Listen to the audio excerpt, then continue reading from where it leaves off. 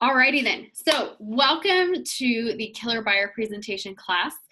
We are going to learn about 3 steps that will get you a conversion at 90% for your buyer presentation. So when you walk away from this class today, you're going to have 3 defined steps that will get you a 90% conversion. Meaning from appointment gone on to agreement signed, you will convert 90% of those people. That's pretty cool. So let's go ahead and get started. The first thing that I want to talk about, the first of the 3 things that we're going to talk about today is why is a buyer appointment important? Now, a lot of you may go, I'll go do a buyer appointment when it's with somebody I don't know very well, perhaps I need to build some professionalism in there. Or I would go do a buyer appointment if it was with a cold lead, somebody who I haven't done business with before that I don't know. But if it's my friend, I'm probably not going to do a buyer presentation with them. That's the standard thought as a real estate agent, is I don't want to give a presentation to my friends. Like, it's my friend, that's weird. Now, here's what NAR statistics show. NAR statistics shares that when somebody hires you to become their real estate agent, there's one of 2 reasons that they do it. The top 2 reasons that somebody hires their real estate agent, number 1 is because they trust them. They know that they're an honest individual. They have trust or credibility with that person. I know that person well. I trust that person. I know they're going to take good care of me. We built a relationship with that individual, and I'm comfortable with doing business with them. These are like our sphere of influence, right? A majority of our sphere of influence does business with us because the most important things to clients about their real estate agent is that they trust them, that there's honesty and integrity in that relationship. The second most important thing for a client when they are choosing their real estate agent is that they are somebody who has experience or professionalism. So upon further research, it's really professionalism that people look for when they're choosing their real estate agent. And the reason, and the clarification around professionalism is that they want somebody who says, I know what I know what I don't know, and if I don't know it, I'm going to go find it for you. Okay, so again, there's 2 things that we need to prove to the people who are interested in buying and selling in order to become their real estate agent. Write these 2 things down. The first thing that I need to prove to my clients is that I'm trustworthy, I'm honest, they can believe that I'm going to take care of them. They trust me, they know I'm honest. The second thing that's going to be most important is credibility in my business. I have either experience or professionalism that I'm going to give you a credible experience as a real estate agent. I have knowledge that I can provide you, or I have resources that I can provide you to be successful in your transaction. Okay. Now, guess what happens in the buyer presentation? Those 2 things. In your buyer presentation, your only goal is to show those 2 things are real for you. Your only goal is to build enough rapport where they trust you, they believe that you're going to be honest with them and take care of them, and that's all about the relationship. The way you build honesty and trust is by building rapport, getting to know people, and saying, I care about who you are. So majority of your buyer presentation is rapport building. It's showing I care about you, you can trust me, I'm honest, and I'm in integrity. The second portion of your buyer presentation is to provide credibility. I am a professional, I am an expert in this market, and I'm going to help you in those areas that you have questions. And so you see, most real estate agents choose not to do a buyer presentation, and most real estate agents fall out of the business in 2 years or less. So I ask you, whether it's your best friend that you talk to every single day on the phone, or a cold Facebook lead, I dare you to go give a buyer presentation to every single person in your database, because they have the right to know that you're 1, credible, and 2, professional. That you have honesty, trust, that you can build rapport, that you know that you're going to take care of them, and 2, that you are the professional that's going to give them the expertise that they need. You see, if we don't do a buyer presentation, we take away the opportunity to prove the two top things that a client wants to find out in us, whether it's our best friend or a cold lead on Facebook. Every single person deserves the right to know that you are honest and integrity and that you are a professional. So every single person that you sit down and talk to deserves, or that you not only sit down and talk to, every single person that you know deserves to know that you are honest and a professional. All right, so that's part number one. We got to make sure that we're giving buyer presentations to every single person because they deserve the right. Number one. That's number one of our 3 steps today. Let's talk a little bit more about number one here. So when we're going through the buying and selling pipeline, there's steps to that buying and selling pipeline. The first thing that we do is we get a lead. Okay, that's the very beginning of our pipeline. We are doing open houses, we're running leads on Facebook, we're going to networking events, whatever your pillars of business may be, you're out communicating with people, trying to have conversations about real estate. Then that lead turns into a contact, somebody that I am having a consistent two-way conversation with. Now, once I contact that person, my one and only goal from making that contact is to sit down and have an appointment with them. So that means my one and only goal is to set an appointment with them. Every single contact that you make, meaning every single person that is in your phone, deserves nothing less than to sit down with you and become educated on one of the biggest wealth building opportunities of their life. If you want to help people, the best way you can help every single person that you know is sit down, give them a buyer presentation so they can learn about the opportunity to build wealth for their life. So I challenge you, again, every single person in your phone deserves the right to sit down on an appointment with you. So they're first a lead, somebody you're trying to get into a two-way conversation with. They next then become a contact, somebody that you did get into a two-way conversation with. You're going to set that appointment to have that buyer presentation, and then you're going to, of course, keep that appointment. So there is a conversion, obviously, from people that you say, hey, let's sit down and talk about the buying or selling process, versus them actually sitting down with you. So you get to keep the appointment. Once you keep the appointment, your one and only goal from that appointment is to get an agreement signed. Okay, now the reason why it's so important once you go on a buyer appointment to get that agreement signed is because you want to protect the people that you're educating about the buying and selling process. So let me give you an example. Let's say that you were making your daily calls to your sphere and you get a hold of Amy Sue, an old high school friend. And Amy Sue says, you know what, Ashley, I was thinking about buying some real estate, but probably not for another year. Most real estate agents would say, oh, okay, no problem. I'll check in with you in another year. Here's what happens to Amy Sue. Amy Sue goes along with her life. And then Amy Sue decides that, hey, I think I want to buy sooner than in a year because I see a really cute house down the street. So then Amy Sue goes to this really cute house down the street. It's an open house, and another agent is standing there at that open house. That agent has a really great conversation with Amy Sue. That agent has some really good scripts and dialogues to help Amy Sue see that now may be a great time to buy rather than in a year. And then that real estate agent at that open house says, Amy Sue, there's a few other houses in the neighborhood I'd love to show you. And Amy Sue goes, wow, I'm excited. That sounds like fun. And then that agent at that open house says, but Amy Sue, just so you know, I do need to have a contract signed in order for me to show you those homes. And at this point in time, Amy Sue is so excited to go see these homes at that open house or around that open house that she goes ahead and signs with another real estate agent that then becomes her real estate agent. And you see, me, Ashley, who just wanted to talk with this friend about buying and selling, no longer has an opportunity to service her. And the worst thing is Amy Sue is now with a real estate agent that she does not know very well, that is just getting leads from open houses that she may or may not serve very well.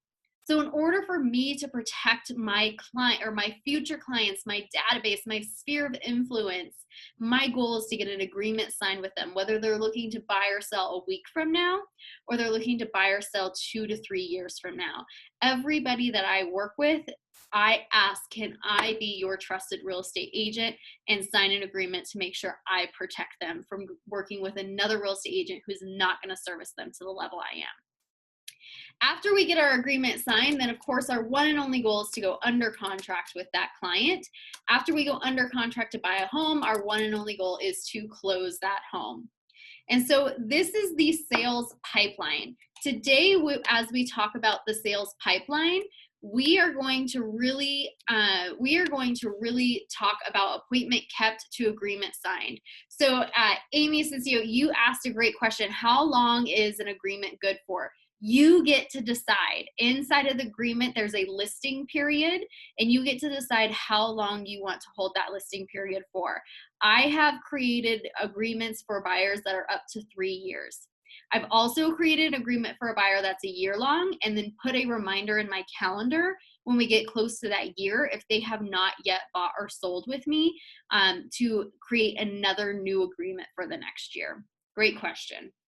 All right, so we're going to talk about this area where we're keeping the appointment and we're trying to get the agreement signed. Our one and only goal from this class today is, how do I get an agreement signed so I can service the buyer when it's time to take care of their needs? Amy, any questions so far about section 1?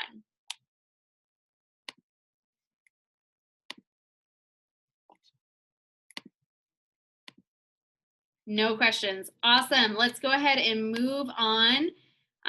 Let's see here. So the next thing that I want to talk with you guys about is section number 2. In the actual appointment, what happens? Okay, so awesome. I have a buyer appointment. I got it scheduled. Now, what the heck am I supposed to do?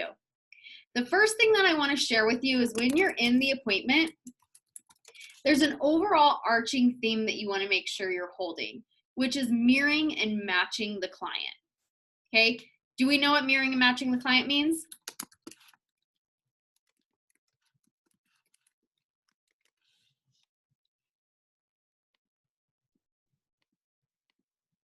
Mirroring and matching the client. Okay, mirroring and matching the client, what it means is that you are going to follow the body language and the tone and speed of their voice.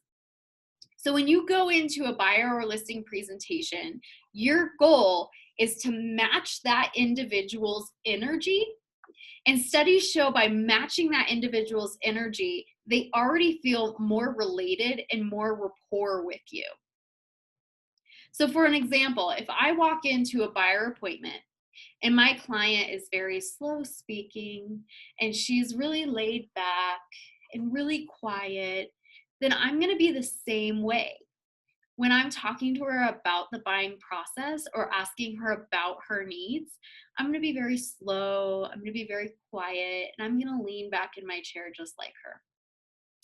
If I have a client that's talking a million miles an hour and is really, really excited and uses all their hands to talk and are leaning into me and cannot wait to get going, I'm going to be the same way. I'm going to lean in and be like, what are your needs? What are you so excited about? And I'm going to use my hands and move with them.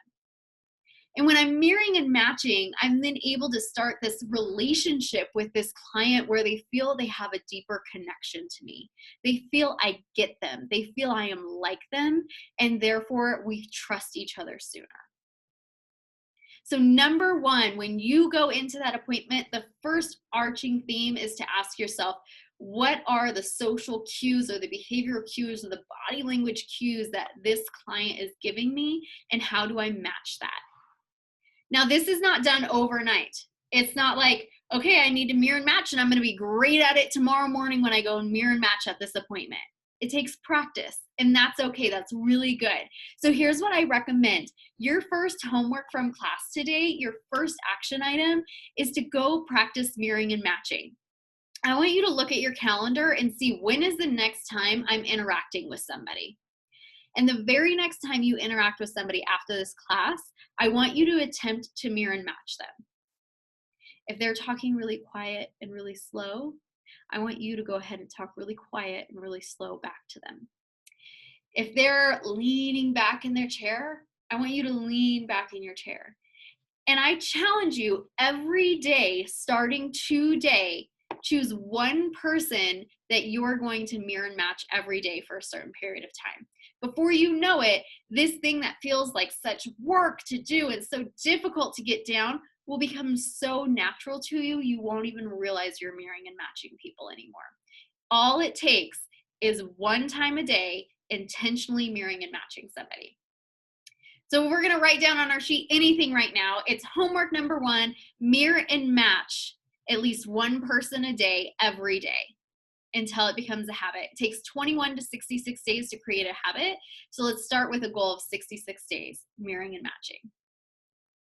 And again, we do this to build rapport. We do it to build the one of the 2 most important things we're trying to accomplish when we're looking for a client. We know that they want somebody who's honest and somebody who's a professional. So I'm going to build that rapport, mirroring and matching, creating that honesty between me and them just by communicating the same body language. All right, now in the actual appointment, it's 5 steps. Okay, when you sit down with that client, you're going to go through 5 things with that client. So here are your 5 steps. Step number 1, this is the quickest step that you do in the whole entire buyer presentation. And most people mistakenly make this the longest portion of the buyer presentation. And that's your elevator pitch or your about me conversation. Okay, so I'm going to type in here elevator pitch. Your elevator pitch should be a 30-second conversation around who you are and why you are the best real estate agent for that client.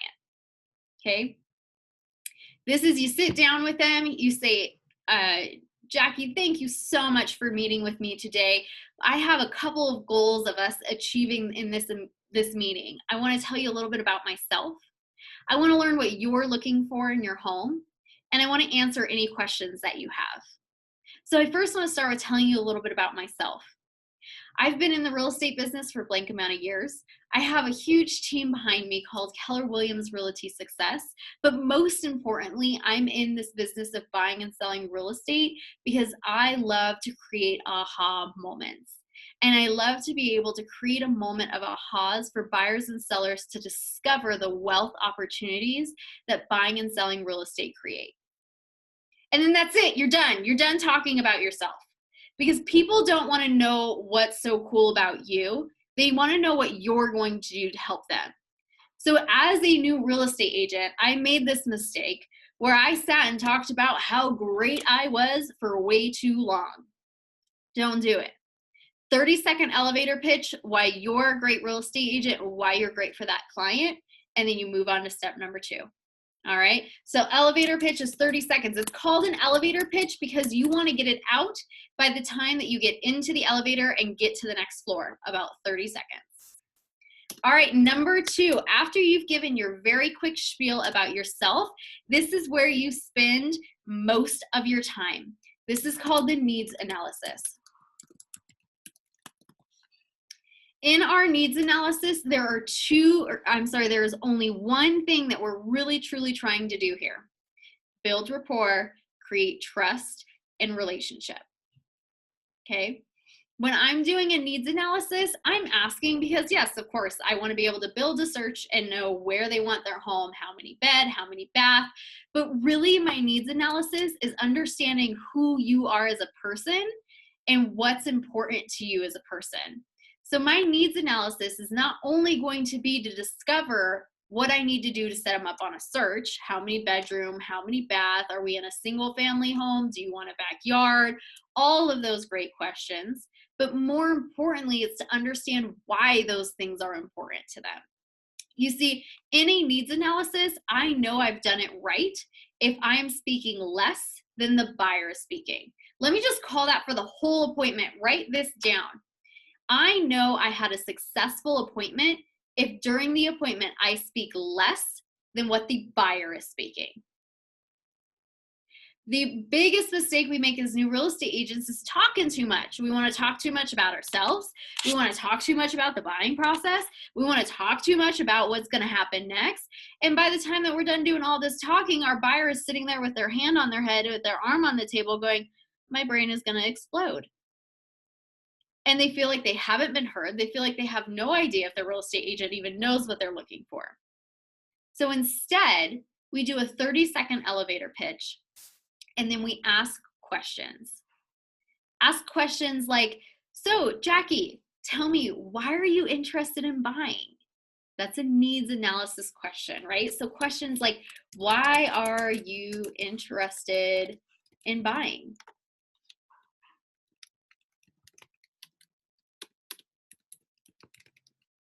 Question, and then we ask, why are you interested in buying, Jackie? And then we care about the response, guys. Jackie says, well, I'm interested in buying because we are in a condo right now, and we are about to have our first kiddo, and we know we need a backyard and we need another bedroom. Now, I'm asking why they're interested in buying because I want to build rapport around that. Wow, you guys are going to have another kid. That is so exciting. Tell me, when are you guys planning on the next kid? You want a backyard? Oh my goodness, what kind of activities are you guys going to do in the backyard? Why is that backyard important? Okay, we're building rapport. I want to know you as a buyer. Okay, another question is the logistics. How many bed and bath? Or we're definitely going to need 3 beds and probably 2 bathrooms. Okay, awesome. Who's going in what bedrooms? What are the bedrooms going to be used for? Okay, you got the kiddo. You need an office. Very nice. Do you work from home? Oh, you do work from home, especially with COVID. Makes sense why you need a bed or a third bedroom. I do some work from home too, and our third bedroom has been a lifesaver for me. I'm just building rapport. I'm learning about what their needs are, but most importantly, I'm learning about them. Okay, we could ask questions like, where do you want to be located? What location is important to you? Oh, we definitely want to be in Littleton. Awesome. What is it about Littleton that you guys love? Well, it's really close to my mother-in-law, and she helps a lot with the family. She's going to help a lot with our kiddo. That's important. I love that your mother-in-law is so engaging. Makes sense? So our needs analysis is to get information for a search, but most importantly, to build rapport, learn about that person. And in this time, I'm talking very little. I ask the question and I shut up. I let them tell me everything that they want to tell me. This is going to be a huge portion of your buyer presentation. And you guys, if we just shut up and listen, it takes off all the pressure to feel like we need to answer all these questions we don't know the answer to. Take this time in the needs analysis to really pour into your people. All right, after I've learned about what my client's interested in, why they're interested, and all the details about their life and why buying is going to help them achieve that more, I move on to the next step, which is buyer questions.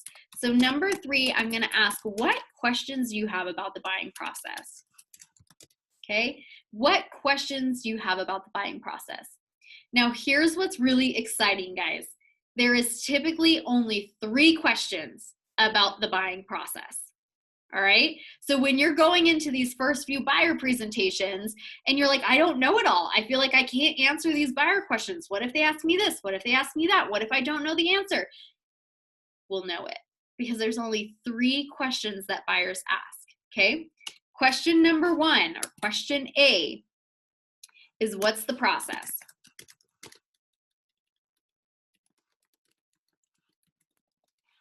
Now, they may ask this in 100 different ways. Like, how long does it take to close? When do we start looking for homes? Do I need to be pre-approved first? What does it look like for me to buy a home? How much time is it going to take? They could ask it 100 different ways, but the question is, what's the buying process? Okay, that's one of the most common questions that we get. The second most common question that we get is, how much does it cost?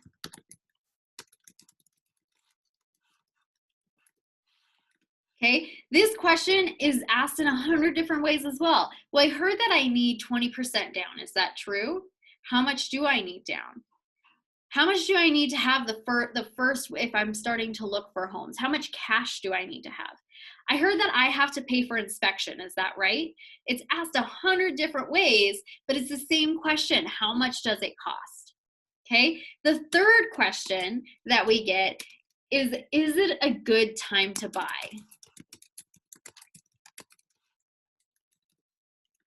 Is it a good time to buy? Okay, this question looks like a bunch of different ways as well. Well, my mom told me that the market's about to burst. Is it a good time to buy? Well, I heard that interest rates are really low. Does that mean it's a good time to buy? Okay, those are the three questions that we get asked in the buyer presentation. Now, again, I'm going to start this conversation, number 3, my third conversation. I'm going to move into that conversation by simply asking, what questions do you have about the buying process? Now, here's another area where we as agents tend to talk way too much and exhaust our client, where they get these glossy eyes and are like, I have no idea what she's saying anymore. Or we can choose to make sure that we answer their questions in detail and not gloss over when it's areas that they're not necessarily interested in. So what that means is when I'm saying, what are your questions about the buying process? Whatever question they ask me, let's say they ask, how much does it cost? What's the cost of buying? Then I'm going to take out my sheet that talks about the cost of buying that I'll show in a minute, and I'm going to explain that sheet in great detail. And then I'm going to say, any other questions about the buying process? And they may say, yes, I have another question. And then they're going to ask either about the process or if it's a good time to buy. Then I'm going to take out that other sheet about the process of buying, or is it a good time to buy? And I'm going to explain that in detail. But if they say, no, I don't have any other questions, then I'm going to very quickly go over the other two very generally so I don't gloss over their eyes and make them so sick of me talking. I think real estate agents, we love to talk. We love to hear ourselves talk, right? We got to zip it, ask them their question, answer their question, move on. So let's show you a little bit more about these 3 questions. Here's the exciting thing about coming to this class. You don't have to build out any buyer presentation. It is done for you. So I'm going to go ahead and share my screen to a new screen where you get to see the buyer presentation that you get to use for your clients in these meetings.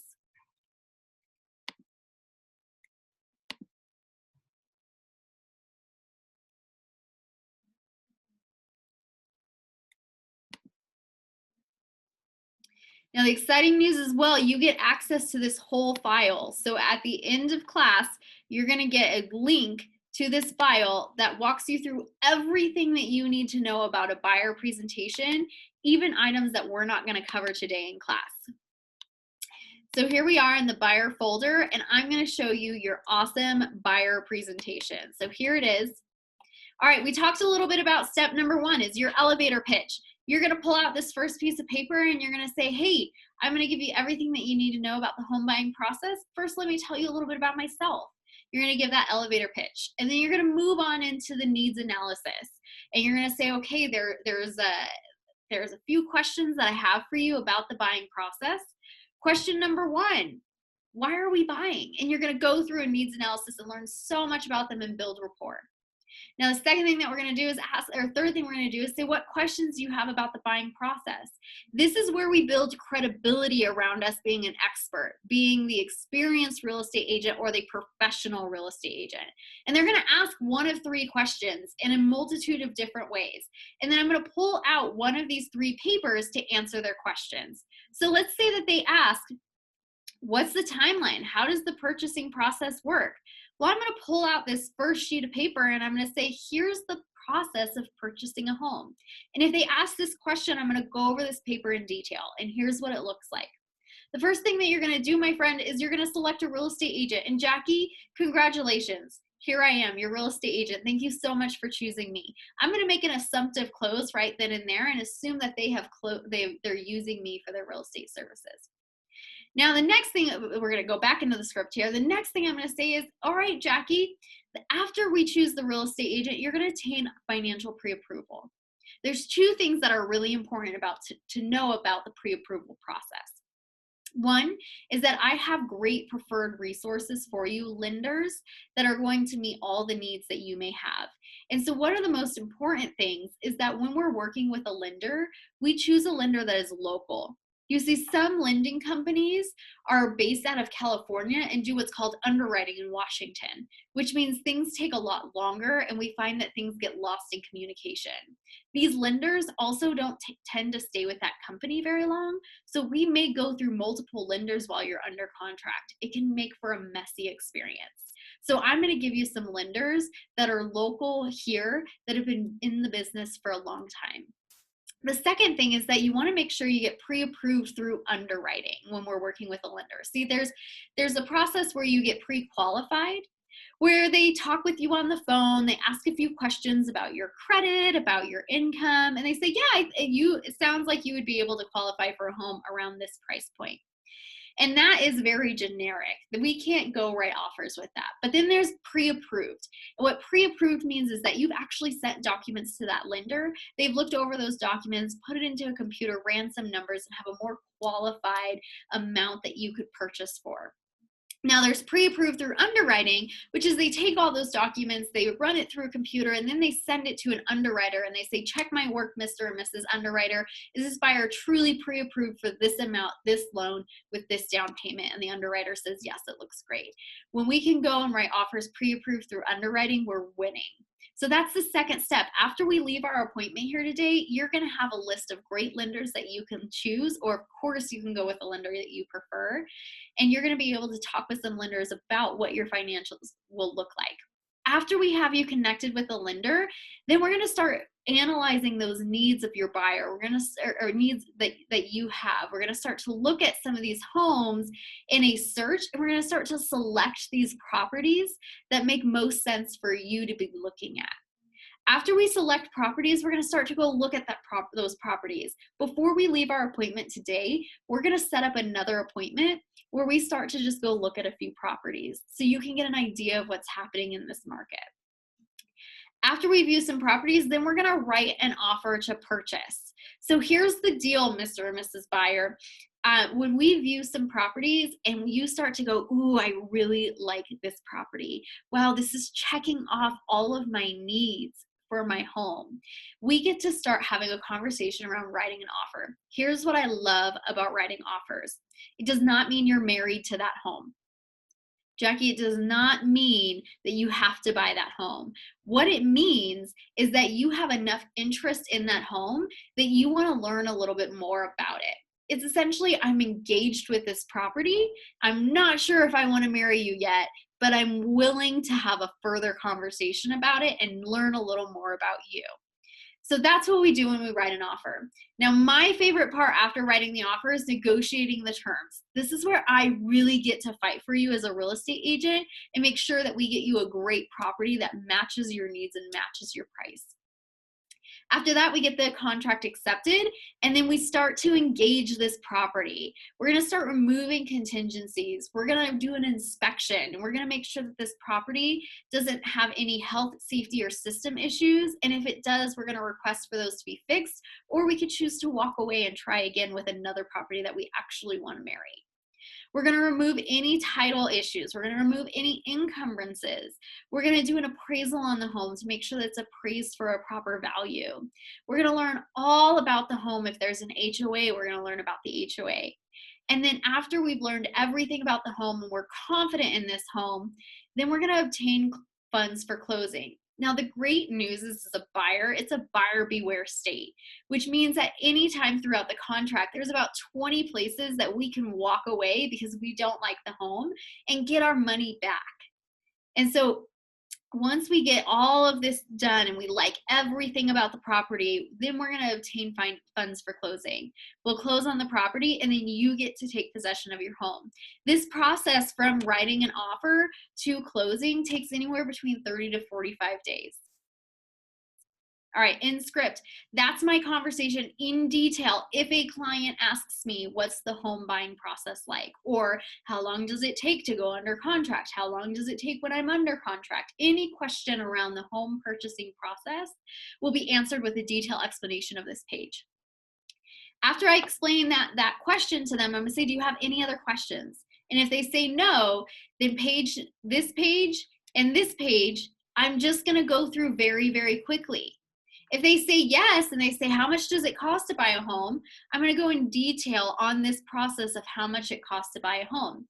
So here's your page on what does it cost to buy a home. I'm going to first start with earnest money. So let me start my script here. All right, Jackie, here's the cost to buying a home. First and foremost, we have earnest money. This is money that a title company holds when you write it or when you go under contract on a property, and it's good faith money saying, yes, I'm interested in this property. I'm going to put some money down to show my interest in this property. Earnest money is typically about 1% of the purchase price of the home. So if you're buying a home for $500,000, your earnest money will be around $5,000. You will deposit this earnest money within 1 to 2 days of going under contract on the home. The next amount of money that you're going to invest in the home is on an inspection. Inspections range anywhere between $300 and $600, and that cost will be about within the first week of going under contract on that home. You're going to pay an inspection company anywhere between $300 and $600, depending upon the square footage of the home. Your next cost, cash, out-of-pocket cost, would be a radon test. Now, this is if we're going to move into a home with a basement. Now, if you don't know what radon is, it's a poisonous gas that comes from the basement floor. We got to test to make sure that you don't have that poisonous gas coming in the basement of that home. And if you do, we want to make sure we get it mitigated if you choose to buy that home. And so a radon test, typically there's $99 specials. Now, if you're buying a single family home, you'll want a video of a sewer line. Video of a sewer line costs about $99 as well as a special. So that's another cash purchase that we'll make when we're under contract on the home. Appraisal, this is anywhere between $400 and $600. This ensures that the house that you're purchasing is of the value that you offered. And so your appraisal is sometimes done in one of two ways depending upon the lender. Sometimes you pay cash for that appraisal, but most of the time that appraisal is wrapped up in your loan costs and you'll pay it through your loan. Now, your next cost is closing costs and down payment. So your closing cost is typically 1% of the purchase price of the home. So again, if we're buying a $500,000 home, you're going to pay about $5,000 in additional fees to close that home. Now, those closing costs will be wrapped into your down payment as well as your earnest money. So your earnest money goes towards that down payment. You can have a down payment anywhere between 3 and 20%, whichever you and your lender discuss is best for you and your financial situation. I've actually had down payments as low as $1,000. And then you're asked, do you have any other questions about the buying process? If they say no, then I'm just going to go over this sheet of paper very quickly. If they say yes, is it a good time to buy right now? I'm going to say that's a great question. And let me tell you what, we can make sure it's a great time for you to buy right now because I have 10 items that if following half of these 10 items, you will be a great buyer in this market. See, this is called our buyer power checklist. The more we can check off on this list, the stronger of a buyer you are. And what we found is when a buyer can check off 5 of these 10 items, they're in a good spot. Let me tell you about these items. So the first is pre-approval through underwriting. We talked a little bit about this in the home buying process. This means not only have you talked with the lender about your financial situation, you've sent information to that lender, all the documents that they need, and it's gone through underwriting. When we show an offer that is pre-approved through underwriting, that says that our lending is solid and that this client shouldn't have any, or these sellers shouldn't have any concern about you being able to purchase this home with financing. Sellers love to hear that. Okay. Another option is loan amount. So perhaps we're putting more money down, meaning we're financing less. The least amount of money that you finance, the better chance that a seller is going to want to work with you because you're not going to have financing issues. And so if we can offer 20% down, we look really good. If we have an opportunity to offer all cash, those are amazing offers that we can write. But again, we need to check off 5 of these 10 items. Loan amount may or may not be an item that you can check off. Another thing that's happening in our market right now is offering over asking price. Sometimes we're offering anywhere between 5 and 10% over asking because we're competing with other buyers out there on the market. So be prepared to be writing offers that are 5 to 10% over asking. Meaning, Jackie, since you want to buy a home that's no more than $500,000, we'll probably look at homes that are closer to 450, 480. So we have some power to be able to offer over asking and compete against other buyers in this market. Another thing that we can do to be a powerful buyer in this market is called a seller rent back. This is saying that we would allow that seller to stay in that home for up to 30 days after we purchase that home if they need some flexibility in their moving. Also, timeline flexibility inside the contract. So being flexible with getting into the property, being flexible with when inspection is going to occur, being flexible with the closing time. Those are things that will make us powerful when we're writing offers. The next thing that we'll want to make sure that we do when we're writing an offer is note that we're going to purchase this property as is with the right to inspect. You see, in our offer that we write, it is standard that when we inspect that property, we're only inspecting it for safety, health, and system issues. Remember, a property is used unless we buy a new build, which means there's going to be some scrapes, some dings, maybe a toilet that's a little bit wonky, maybe light switches that aren't working properly, aren't covered properly, trim that's maybe not properly painted.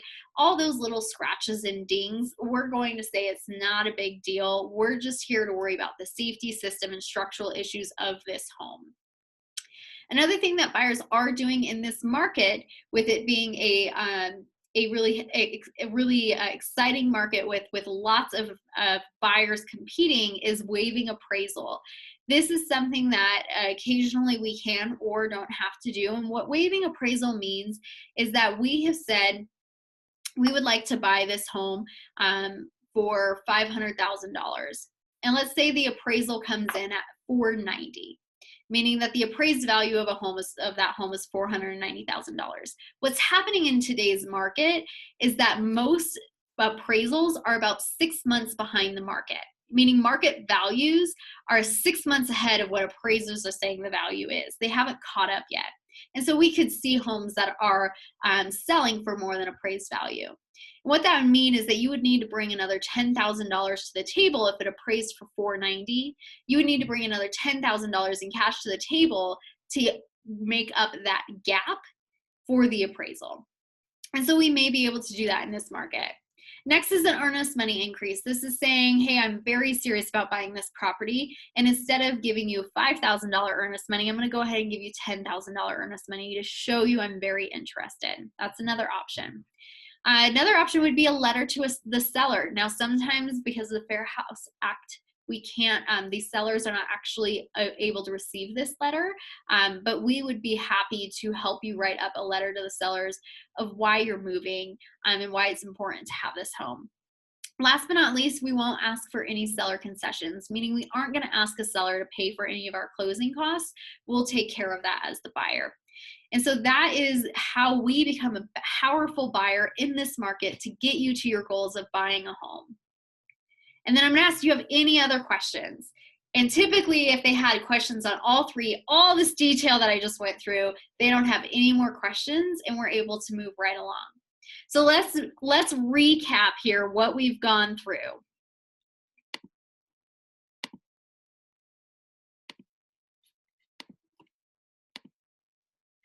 All right, so we started with, why is the buyer presentation important? We know it's important because there's two reasons why we get hired as a buyer's agent. Because we have honesty and trust, and because we're professional and have experience. And so we have started our appointment. We've gone to our second spot, which is starting our appointment. We know we need to mirror and match in that appointment. We know it's important to speak to that person to build rapport through mirroring and matching. Then we've gone through 3 of our 5 steps in order to help them buy a home, or of the buyer presentation. Step number 1, we've done our elevator pitch. Step number 2, we've done our needs analysis, where we're really just getting to know the client. Step number 3, we've asked, what questions do you have? And we've explained in detail the answers to their questions and gave some generic points on the other two questions that people typically have. Now, the next step that we do after we answer their buyer questions, step number 4 is to get the agreement signed. So I have built rapport with my client. They feel comfortable with me because I've done a great needs analysis. I've answered their questions, so I've shown that I am an experienced agent, that I'm a professional agent. And if I did not have the answer to their question, I still showed them that I have great professionalism by saying, you know, I don't know the answer to that question right now. That's such a great question. I'm going to write it down and I'll make sure to get an answer for you. After I answer all their questions, then I'm going to move to the next step, which is get the buyer agreement signed. Now, if there is one thing that you take away from this class, it is this script right here to get the buyer agreement signed.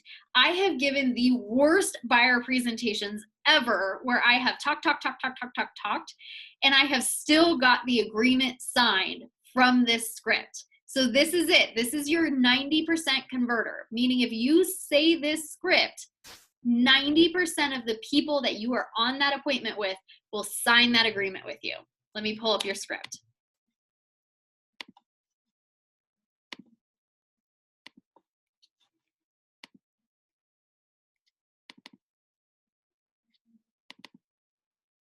All right, here it is. So now that I've answered all of your questions, Jackie, the next step is to start looking at homes. See what my clients find most helpful while they're working on the pre-approval process, or whatever your objection may, or whatever your client's objection may be, right? Is to begin looking at homes. This way, they're starting to get an idea of the market, the price range that they're looking for, and then when it comes time to purchase, you have a great idea of what you're looking for and what the market is doing. Now, in order for me to show you homes, I do need to have an agreement signed. Now, this agreement is a standard agreement in the state of Colorado, and I have about 15 spots that I can edit. I'm going to go over these areas, and at any time, if you decide I'm not the right agent for you, just simply shoot me an email. The agreement's over, and it's that simple. Now, be sure that you do not pause in the script. The whole script, you just continue the conversation. Now, as I start talking about the agreement, so when I say here, my brokerage does require an agreement to be signed. When I say that part here, I'm going to take that agreement and I'm going to push it in front of them. So I'm going to say, hey, what my clients find most helpful is while they're working on the pre-approval process is to begin to look at homes. This way they're starting to get an idea of the market, the price range that they're looking for. And when the time comes to purchase, you have a great idea of what you're looking for and what the market is doing. Now, in order for me to show you homes, my brokerage does require an agreement to be signed. I'm pushing it in front of them. This agreement is a standard agreement in the state of Colorado. I have about 15 spots that I can edit. I'm going to go over these areas that I can edit in this agreement, and then we can get it signed. And no, buyer, if at any time, or no, Jackie, if at any time you decide that I'm not the right agent for you, simply shoot me an email and the agreement is over. It's that simple. Then I'm going to go through the agreement with them, and I'm only going to go through the areas that I edited because it's a standard Colorado contract. And I'm going to say, okay, in section 4.2, we did this. In this section, we did this. And at the very end, I'm going to say, and I'll go ahead and take your signature at the bottom of the line here. All right. Step number 4, magical moment. This is your conversion. Right here, share the script, practice the script, state the script. 90% of the people that you sit down with will sign right then and there. Now, here's what happens. Most people get to this spot, get to section number 4. Let me share my screen here. All right, most people get to section number 4, sign the agreement, and they just completely skip over it. Most agents go, nope, that's an uncomfortable conversation. I don't want to have it. Don't be that agent. People want to work with you. People believe that when you do your needs analysis and you answer their questions, you are the person to best serve them and get them to sign the agreement. You guys, most real estate agents don't do a buyer presentation. You are already going to blow your client away by giving them a professional presentation that helps them identify that you're honest and trustworthy and that you're a professional with experience and knowledge. You do those two things, you will earn the right to get the agreement signed 90% of the time. So don't be afraid to ask for the agreement to be signed with this awesome script. All right, so section number 4, we get the agreement signed. After we get the agreement signed, the last step that we're going to complete in our buyer appointment is we're going to set them up for another appointment. All right, here is one of the most important pieces of information that I can give you for setting up the next appointment. Do not leave an appointment without setting another appointment. The likelihood of losing contact with that client or losing excitement around the experience significantly decreases when you walk away from that buyer presentation and you don't have their next appointment set up. So in section 5, I make sure that I say, all right, our next goal is to go on those showings. So I'm going to go ahead and set you up on a search right now as we're sitting here. And then let's go ahead and set up an appointment for next Tuesday at 3 o'clock. And we're going to go on showings. And I let them know, even if you don't see anything in the search that you're absolutely in love with, I still want to go on showings with you on Tuesday because I'm going to start to learn in those showings what parts of those homes you do like and what parts of those homes are really you're not interested in, so I can refine your search better and get you the right home. See, going on showings helps me make sure to get you the right search that you need, and it helps you understand that market. So even if you don't love anything, select a few homes that we can go look at next Tuesday at 3 o'clock. Also in this section, I'm going to set up that appointment and I'm going to give my expectations conversation. So when I set the next appointment, I'm going to let them know, by the way, as your realtor, I'm available every day from 7 a.m. to 7 p.m., except for Thursdays at 5. I do turn off my phone for date night. If you do need to communicate with me, I am most easy to get a hold of via text. I do answer voice messages, but typically I can't take a phone call because I'll be in another appointment. I also communicate very well through email, and I'll give you a call every Wednesday at 3 o'clock to give you an update on your search or whatever your expectations as a real estate agent is, okay? Your expectations should regard the hours in which you want to be communicated with. Your expectations should include how you would like to be communicated with, and ideally you're accommodating how the client likes to be communicated with as well. You're asking these questions in the needs analysis. And then last but not least, you're also going to share with them how you are going to reach out in frequency. So you should always share with them, I'm going to reach out with you blank amount of times to give you an update. By doing this, setting standards that you're going to initiate conversation, it helps them feel more confident in you, and it takes away the anxiety of the process. And as you move your client further along through that pipeline, you'll communicate more frequently with them. So when I'm just going on showings with my client, I may say I reach out to you every Wednesday at 2 o'clock. I may only reach out once a week. Then when I'm writing offers for my clients, that's probably going to turn into daily. Now that we're in a position where we're starting to write offers, you're going to hear from me every day at 3 o'clock or whatever time you want to choose for your business. And you're going to say, well, I'm going to call you every day at 3 o'clock. So then your client isn't calling you every 5 minutes freaking out about the offer. They know that you're going to call them every day at this specific time. So that's it, guys. That's your appointment. You're going to give an elevator pitch that's no more than 30 seconds. You're going to do a needs analysis to understand why it's so important for them to buy and what their life is about, to build that rapport. Then you're going to ask them what their questions are, and it's going to be one of 3 questions that you're going to answer in detail and give generic explanations over the other 2. Then you're going to give that awesome script to get them to sign the agreement, and you're going to set them up for another appointment to go look at homes, to go on showings. Last but not least, the third part of this whole conversation that we're having. So part number 1 was, why should we be doing a buyer presentation? Part number 2 is, what is the meat and potatoes of that appointment? And part number 3 is my call to action for you. Most buyers will walk away from this class and they'll get really excited about building their own buyer presentation. And most agents will spend hours upon hours building a buyer presentation and never practice these 5 steps of the appointment with the overall arching theme of mirroring and matching. And then most agents will be too afraid to go on a buyer presentation because they didn't practice it. And most agents will not get buyer agreements signed because they didn't practice the agreement. So I am going to plead to you, do not be most agents. Change the way that you do this. I'm going to challenge you, if you choose to create your own buyer presentation, no more than 30 minutes, it is done. It'll never be perfect. Your buyer presentation will never be what you want it to be. 30 minutes and it's done. No more time.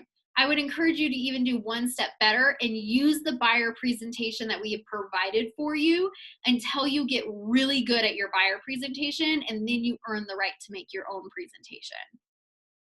Here's the other homework that I have for you. So I gave you homework number 1 is to practice mirror and matching every day. Mirror and match at least one conversation that you're having. Okay, whether it's a significant other at home, a friend that you're on the phone with, somebody in the office that you're talking to, every day your goal is to mirror and match one person.